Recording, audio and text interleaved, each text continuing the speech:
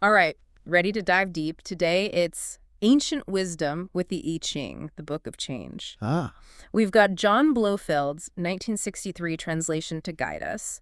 The guy lived in Asia for over 30 years, so we're in good hands. definitely. Blofeld's translation is really respected, and the I Ching itself could be over 3,000 years old. Wow, millennia of human experience, It's really. incredible. Okay, so quick reminder. The I Ching, it's used for divination, Right. but not like predicting the future, like a fortune teller. No, no, not at all. It's more like a guide, Yeah.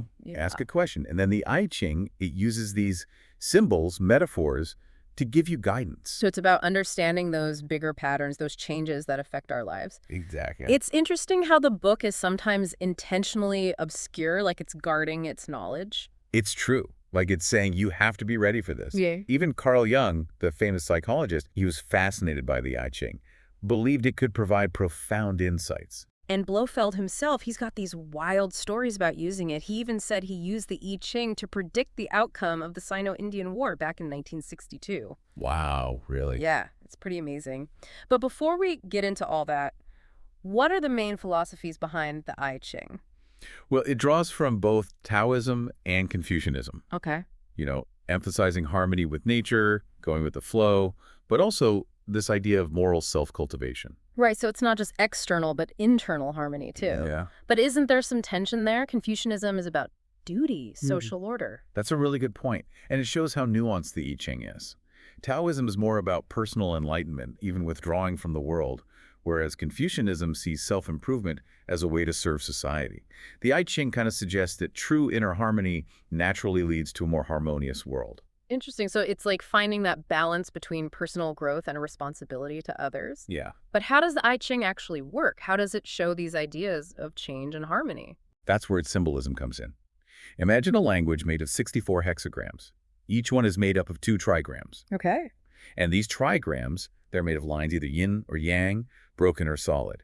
And they represent all sorts of natural forces and human qualities. So each hexagram is kind of like a picture of a specific energy or situation. Exactly. And how these lines are arranged, whether they're yin or yang, even the position of one line can totally change the meaning. There's even more to it, like nuclear trigrams and even family relationships between the trigrams. Wait, family relationships. Yeah, Like the trigram for thunder is the rebellious son of the heaven trigram. that's right. It's a cosmic family drama. It is. It's incredible how much depth is packed into these symbols. Well, my head's spinning a little, but I'm intrigued. So how do we use all this to actually get guidance? Do we just pick a hexagram randomly and hope for the best? Not quite. There's a practice of divination. The traditional way uses 50 yarrow sticks.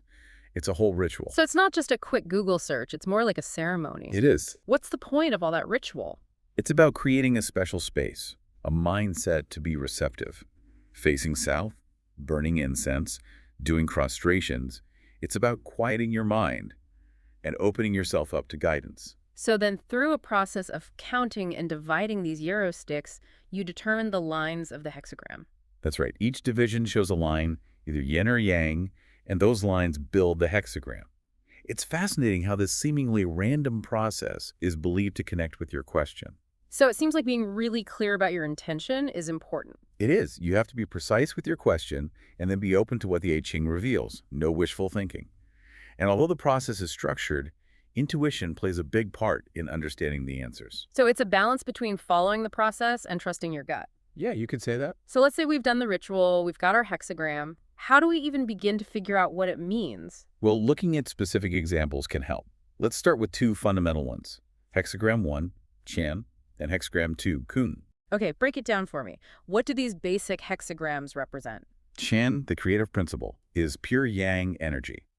Think of it as the primal creative force of the universe, kind of like the Big Bang, but also the spark of inspiration within each of us. Wow, that's powerful. And kun. Kun, the receptive principle, is pure yin energy.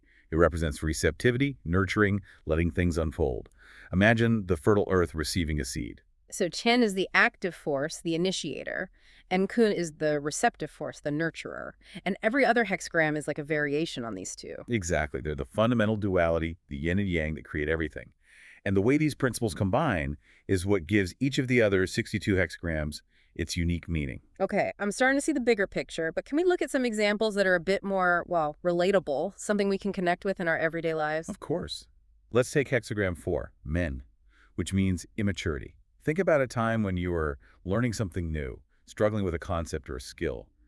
That's the energy of Meng. Oh, I think we all know someone who could benefit from consulting that one, maybe even our past selves. But seriously, what's the lesson in this hexagram? Meng explores the challenges of guiding those who are learning and growing. It highlights the importance of discipline and education, but it also warns against being too harsh. It's about that balance between firmness and gentleness. So, nurturing potential without stifling it. Makes sense. What else do we have? Let's look at relationships with hexagram 11, Tai, which represents peace. It embodies perfect harmony where yin and yang are completely balanced, like a really well-matched partnership. But I mean, finding the right person is part of that balance, right? How does the I Ching help with choosing the right partners? Good question. I'm guessing it's not about finding a specific person, but more about understanding what makes a harmonious relationship. You got it. The commentary on Tai emphasizes mutual respect, clear communication, and a shared sense of purpose. It's about cultivating these qualities in any relationship, romantic, family, work, anything. So it's about recognizing that relationships are an ongoing process, a constant balancing act. And speaking of balance, what about a hexagram that deals with limitations? Then let's look at hexagram 48, Ching, which represents the well. A well. It seems simple, right? But the I Ching sees a deeper meaning there. Okay, how does a well represent limitations? Imagine a well. It's fixed in one place. Its water level goes up and down naturally. This represents the limitations we all face, things we can't control. But the well also provides for us. It gives us water, something we need. And that's where the I Ching's wisdom comes in. It's recognizing that even within limitations, there are things we can use, right? Exactly. But to get to those resources, we need the right tools, like a well needs a bucket and rope. The I Ching reminds us to develop our skills, knowledge, resilience to overcome the challenges we face. So it's not about ignoring limitations, but about being resourceful within them. It's really amazing how each hexagram is like a little story with so many layers of meaning. It is, and that's just a taste. There are 60 more hexagrams to explore, each with its own unique wisdom. Wow. All right. My brain needs a little break. We've covered a lot. From divination rituals to trigram families to wells that represent limitations. I'm really starting to see why they call this the Book of Change. And we've only just dipped our toes in. There's still so much more to uncover. Well, buckle up, listeners. This is just the beginning of our journey into the fascinating world of the I Ching. Welcome back. Last time we talked about the I Ching's philosophy and all those symbols. Oh, it's the basics. But you're probably wondering how all this ancient wisdom applies to, real life. Absolutely. And you mentioned that story about John Blofeld using the I Ching to predict the outcome of a war. Oh, yeah. Can we get into that now? I really want to hear the details. Let's unpack that story. In 1962, things were pretty tense between India and China. Right. Blofeld, being the I Ching expert he was, decided to consult the book about the conflict. So he went through that whole ritual with the yarrow sticks, asking a specific question about what would happen in the war. He did, and get this, the hexagram he received was hexagram 48, the well, along with some moving lines that shifted the reading towards hexagram 63 after completion. Okay, hold on. The well, what did that represent again? We talked about how it symbolizes limitations, things beyond our control. But remember, it's also about being resourceful, finding ways to get what we need within those limitations. Right, right. So how did Blofeld connect this to the war? He looked at the geography. He saw India as the well, positioned south of those massive Himalayan mountains, and China sort of looking down into it from the surrounding heights. Okay, I see. The text for the well mentions that it suffers no increase or decrease. Blofeld interpreted that to mean that India wouldn't lose any territory south of that mountain border. Wow, so he was reading the I Ching's symbolism within the actual physical landscape of the conflict. Exactly. And there's this imagery of a rope being too short in the same hexagram, which he thought meant that China couldn't safely extend its supply lines any further than it already had. So he's combining the I Ching, his knowledge of the region, and the specific question about the war. Precisely.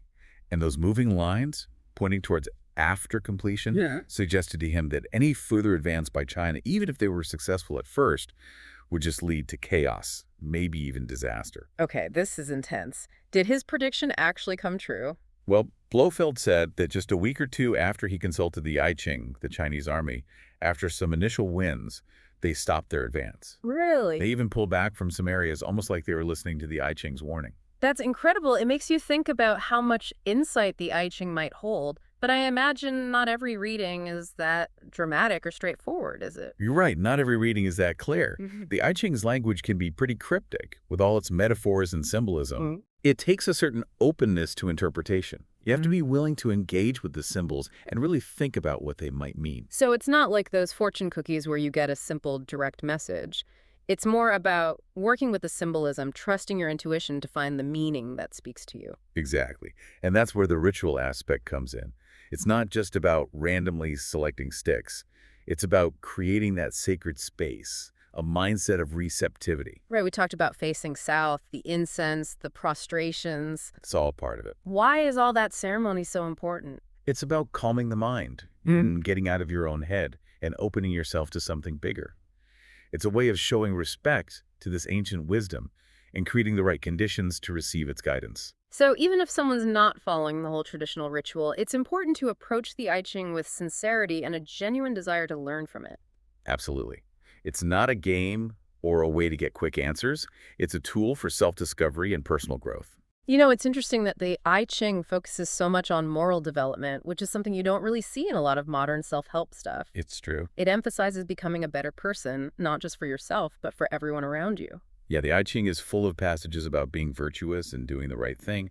It's about aligning your actions with a higher purpose, going beyond your ego and desires. But doesn't that contradict the idea of accepting things as they are? How can we strive to be better while also accepting our limitations? That's a really interesting point. I think the I Ching recognizes that we're both flawed and capable of growth.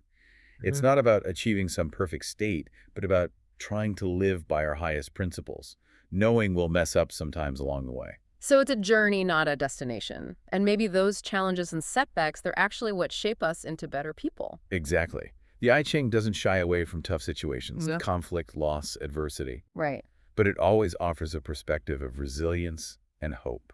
Even in darkness, there's a way forward. It's about finding that inner strength to keep going, to keep growing, even when things are hard. And maybe that's the essence of the superior man that we talked about.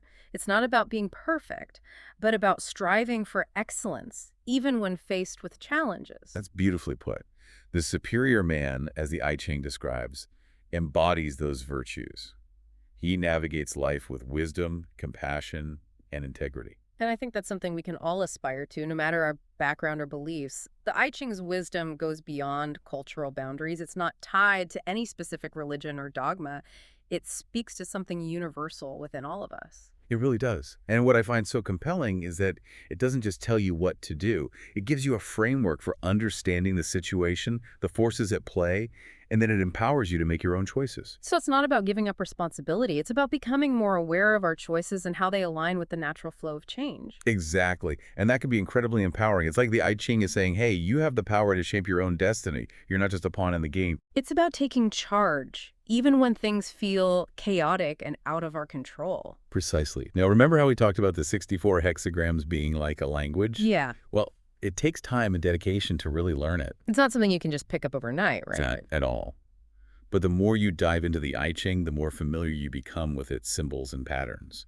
And that's when you start to have those real aha moments. It's like anything new, the more you practice, the more fluent you become. Exactly. Just like learning a new language opens you up to new worlds and cultures, learning the language of the I Ching opens you up to new ways of understanding yourself and the world around you. So it's a journey, a constant process of discovery. We're not going to become I Ching masters overnight No, but we can start to appreciate its depth and complexity, and slowly integrate its wisdom into our lives. little by little. And hey, who knows, maybe we'll even learn to predict the outcomes of wars. Just kidding. But I am curious, what are some other practical ways people use the I Ching in their daily lives? Well, one of the most common uses is for decision-making. So if you're struggling with a tough choice, you can turn to the I Ching for guidance. Exactly. It's like having a wise mentor offering insights. Remember, it doesn't give you concrete answers, but it helps you see the situation from different angles, think about potential outcomes, and make choices that feel right for you, for your values and goals. So it's like a sounding board, helping you tap into your own inner wisdom. That's a good way to put it. The I Ching encourages you to make your own choices, not just blindly follow someone else's advice. That's powerful. It's not about giving up control, but about becoming more aware of the decisions we're making and what might come from them. What about creativity? Does the I Ching have anything to say about that? Absolutely. The I Ching is all about understanding that creative process, the interplay of yin and yang that creates everything. Artists, writers, entrepreneurs, anyone doing creative work can find inspiration in its wisdom. So someone struggling with writer's block could consult the I Ching for a boost of creativity. Exactly. It can help us tap into those creative reserves within ourselves. And remember, it emphasizes the importance of timing, of aligning with the natural flow of energy. It's about finding that sweet spot where effort meets inspiration, where you're taking action at just the right moment. So it's like the I Ching is saying, don't force it, but be ready when inspiration strikes, and when it does, go with it. Yeah. I like that. What about relationships? Does the I Ching offer any insights into navigating those complexities? For sure. We talked a bit about hexagram 11, peace, but the I Ching offers insights into all sorts of relationships, not just romantic ones. So you could consult the I Ching for guidance on dealing with a difficult boss or resolving conflicts with family. Absolutely. The I Ching reminds us that relationships are dynamic, always evolving and They're changing. not fixed. Right. Yeah. It encourages us to see them not as these static things, but as an ongoing dance, a delicate balance of give and take. So it's not about finding the perfect partner or never having conflict. It's about understanding those natural ups and downs and learning to move through them with grace and compassion. Exactly.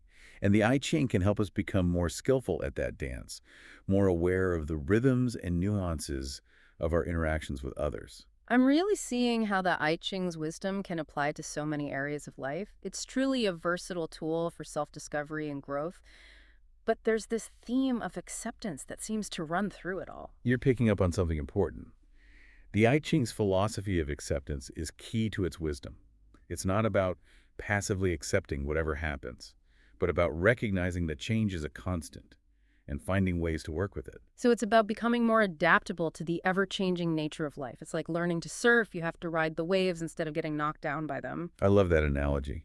And that adaptability allows us to navigate change with more grace and ease. It's about letting go of the need to control every outcome and trusting that even when things seem chaotic, there's an underlying order to it all. It's about surrendering to a bigger picture, trusting that even the tough times are leading us somewhere meaningful. Exactly. And that surrender, it can actually be really freeing. It takes away the pressure of trying to force things to happen and lets us just go with the flow. It's about finding that balance between effort and surrender, between taking action and letting go. And that balance is crucial for living in harmony with the principles of the I Ching. You know, I'm realizing that engaging with the I Ching is about more than just looking for answers in the book. It's about cultivating a whole new way of being, a perspective that embraces change and sees challenges as opportunities. That's a profound insight. Yeah. The I Ching isn't just a fortune-telling tool. It's a guide to living a more mindful and meaningful life. It's about embracing the wisdom of change and letting it transform us. And doing so, transforming the world around us. We've covered so much. Blofeld's war prediction, the I Ching in decision-making and creativity, even how it can help us in relationships. We've barely scratched the surface, really. But hopefully we've given our listener a taste of how wise and practical the I Ching can be. Definitely. I'm feeling inspired to explore this ancient wisdom even further. But before we wrap up this part of our deep dive, is there anything else about the I Ching itself, the book as a whole, that you think is important for us to touch on? Well, one thing that stands out to me is the emphasis on timeliness. There are a lot of passages in the I Ching about acting at the right moment, not too soon, not too late. It's about understanding the natural rhythm of change and knowing when to push forward and when to hold back, right? Exactly. The I Ching reminds us that timing is crucial. There are times to speak up, times to be silent, times to act boldly, and times to wait patiently for the right opportunity. It's like that surfing analogy again. You have to wait for the right wave and then paddle with all your strength at just the right moment to catch it. Exactly. And that ability to recognize the right time for action, it comes with practice, with paying attention to the subtle signs and synchronicities that life is always showing us.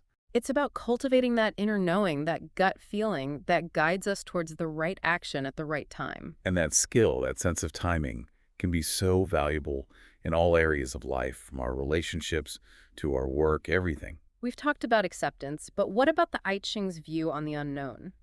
It seems to encourage a certain embrace of uncertainty, a willingness to let go and trust the process. You're right.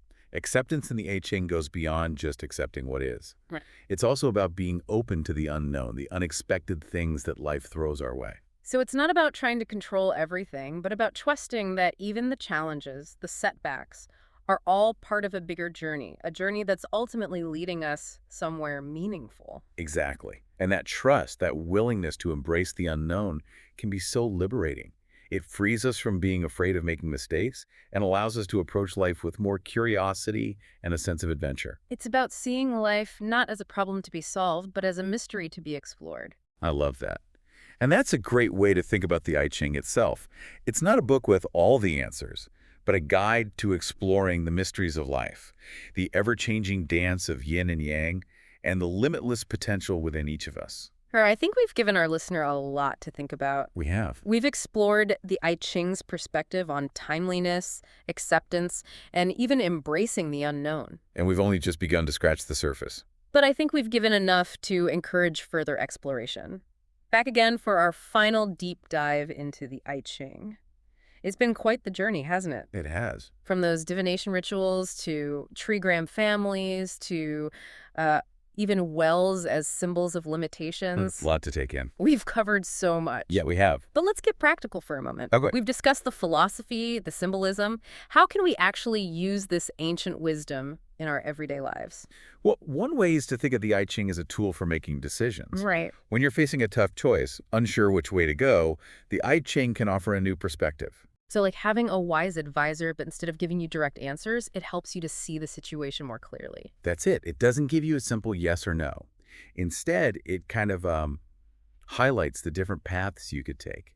It encourages you to think about the possible outcomes and make choices that align with your values, your aspirations. So it's like the I Ching is saying, here are the possibilities. What do you choose? Exactly. It empowers us to take responsibility for our choices, to navigate life, all its complexities, with intention. So not about giving up control, but becoming more aware. Right. More aware of how our choices shape our reality. And speaking of forces shaping reality, what about creativity? Oh, yes. You mentioned that artists, writers, they find inspiration in the I Ching. They do. How does that work? Is it like a muse whispering ideas? Think of it as a guide to understanding how creativity works. Okay.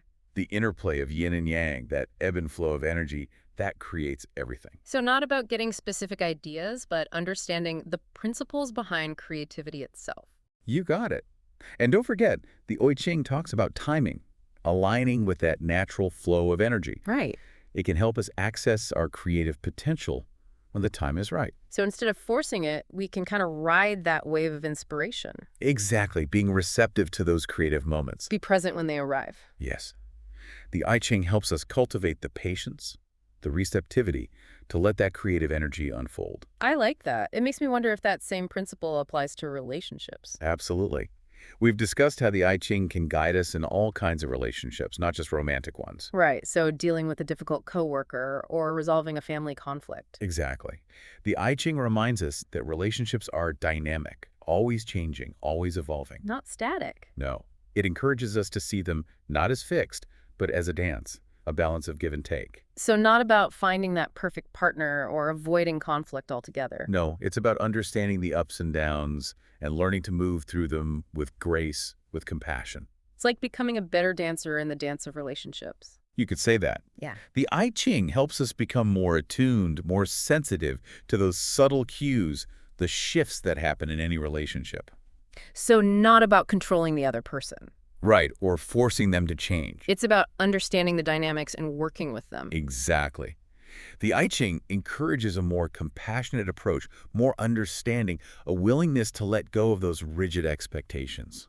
I like that. And it all ties back to this theme of acceptance that keeps coming up. It does. Acceptance is really at the core of the I Ching's wisdom. Yeah. It's about recognizing that change is inevitable Right. and finding ways to flow with it instead of resisting. Not just accepting the external world, but also ourselves. That's right. The I Ching encourages us to embrace our imperfections, to see our well, flaws as opportunities for growth, So instead of chasing after some ideal, we can accept ourselves as we are. while still striving to become our best selves. It's a paradox, isn't it? It is. True acceptance, it's not about being complacent. It's about embracing our wholeness. The good and the bad. I really appreciate how nuanced the I Ching is. It's not about easy answers or strict rules. No. It's about understanding how complex life is and navigating it with wisdom, compassion, and an open heart. Couldn't have said it better myself. And that's what makes the I Ching so relevant today. Even after all these years. It offers a timeless wisdom. It can help us through any challenge, any transition. Well, we've given our listener a lot to think about, a lot to explore. We've journeyed through the history, the philosophy of the I Ching, Explored its symbols and how we can use it in our lives. and hopefully sparked some curiosity to delve deeper. Absolutely. So if you're feeling inspired, dear listener, pick up a copy of the I Ching and see what wisdom it holds for you. Who knows what insights await? What transformations you might experience. It's a journey. Remember, the Book of Change, it's more than just a book. It's a mirror reflecting how everything is always changing. And a guide to navigating those changes. With grace and wisdom. Until next time, may your journey be filled with meaning and purpose. And may you always appreciate the power of change. And remember, the only constant is change itself. Embrace it, flow with it, and let it lead you towards your highest good.